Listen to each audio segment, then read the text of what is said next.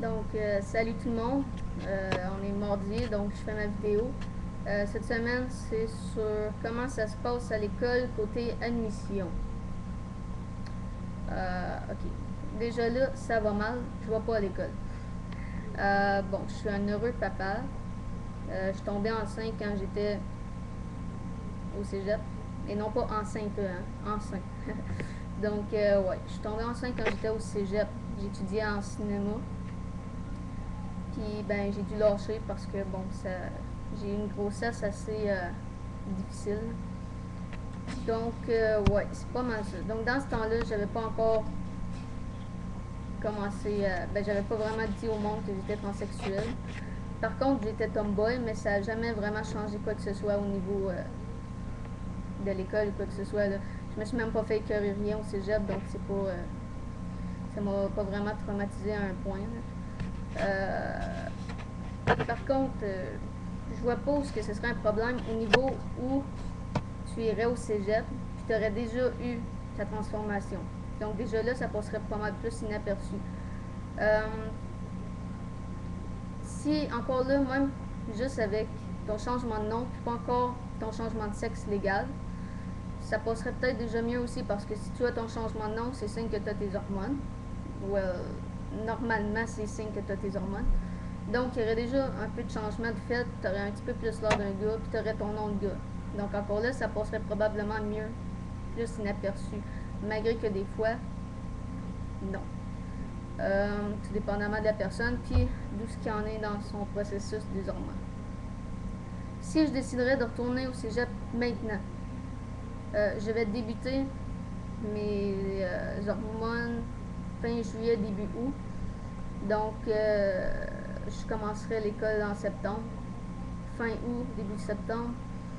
Ça causerait probablement un problème parce que j'ai pas mon changement de nom, puis je débute les hormones. Donc, j'aurais l'air de ça avec mon nom de naissance. Là, ça créerait probablement des problèmes au niveau où les gens sauraient que je suis une fille ou ben pas que j'ai le corps d'une fille, tout ça, tu sais. Donc, je crois que à ce niveau-là, le mieux de faire, c'est qu'on déjà là à l'école, on peut pas faire changer de nom si on n'a pas notre nom validé et changé légalement. Donc, le mieux, ce serait que vous en avisiez, premièrement, les responsables de l'école, que vous êtes transsexuel, puis demandez que sur les listes de nom, de présence pour les professeurs, on écrive votre nom de naissance, mais le prénom entre parenthèses, puis qu'on mette aussi votre nom que vous avez choisi pour quand vous allez faire le changement. Et les professeurs, par la suite, pourraient être avisés que lorsqu'ils arrivent à ce nom-là, de ne pas prononcer le nom en parenthèse, mais l'autre nom. Comme ça, légalement, vous auriez encore votre nom et tout ça, vous seriez connu dans les registres comme votre nom de naissance, mais devant les classes puis tout ça, devant les élèves, vous seriez connu avec votre nom de gars, puis ça causerait bien moins de problèmes que de passer inaperçu, disons. Mais c'est sûr que au niveau apparence, là, ça va avec ce que vous faites pour vous dissimuler en dessous de ça. Là. Donc, mais je crois qu'au niveau légal, c'est pas mal la seule affaire vraiment qu'on peut faire si vous n'avez pas eu votre changement de nom ou quoi que ce soit. Puis bon, personnellement, au cégep où j'allais au cégep de Hull, le cégep de l'Outaouais. Puis les gens étaient assez ouverts, dans le style où j'ai pas été pour au niveau de la transsexualité, sauf que j'ai un handicap. Puis ben, parler avec les personnes représentantes de l'école et tout ça, c'est pas dur, mais pas dur du tout là. J'ai pas eu une difficulté avec ça. Je pouvais avoir des rendez-vous très facilement, donc je crois que c'est probablement la meilleure chose qu'il faudrait faire là, dans ce cas-là, si vous êtes transsexuel et que vous voulez aller à l'école puis que vous n'avez pas encore votre nom changé ou quoi que ce soit. C'est probablement la meilleure chose à faire. J'ai l'intention de retourner à l'école, sauf que ce serait probablement dans un an ou deux.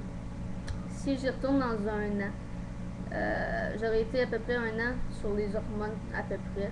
Donc mon changement serait quand même assez gros. Le changement de nom, probablement que je l'aurais eu là, parce que, bon, il faut juste économiser l'argent dans le fond. Là. Sauf que je suis pas sûre que j'aurais eu mes chirurgies à ce moment-là, par contre.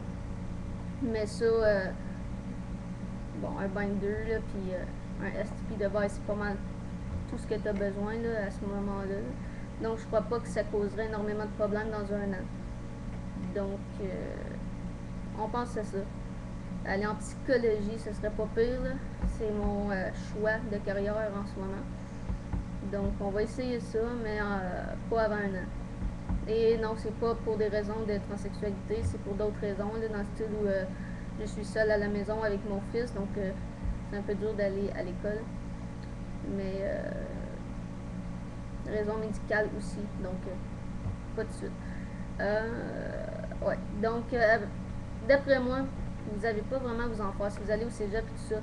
Si vous êtes dans la situation que j'ai dit, faites juste vous informer là, avec le personnel de l'école, prenez-vous rendez-vous, puis arrangez ça. Ça s'arrange des affaires de même, là, c'est pas dur, là, vous avez juste à expliquer la situation. Au pire, demandez une note de psychologue ou quelque chose. Mais c'est sûr que, ben, premièrement, une note de psychologue, même si c'est pas encore sûr et certain, là, il y a probablement quelque chose qui peut s'arranger pour que, oui, votre prénom de naissance apparaisse, mais qu'on puisse vous appeler d'un autre nom dans les cours. Donc, déjà là, ce serait beaucoup plus facile pour vous de passer au cégep s'il n'y a pas personne qui connaît votre nom de naissance. C'est sûr que vous avez des amis là-bas, ben, là, c'est à vous de leur parler et de leur dire de ne pas dire votre nom, là, s'ils le connaissent. Mais c'est pas mal tout ce que, d'après moi, on a vraiment besoin. Là. Niveau secondaire, ben, je crois que ça peut fonctionner à peu près de la même façon, sauf que avec l'autorisation parentale. Mais ça, je suis loin de là, je suis rendue à 21 ans, donc c'est pas vraiment ça là, qui change. Là. Au niveau de l'université, ben là, je crois pas qu'il y ait encore des présences à l'université. Si oui, ben vous faites la même affaire. Puis sinon, ben vous avez juste à vous appeler de votre nom quand vous le dites. Donc, c'était pas mal ça au niveau de l'école. Je crois que c'est le mieux que je peux faire en ce moment, là, vu mes circonstances, que je ne vais pas du tout à l'école.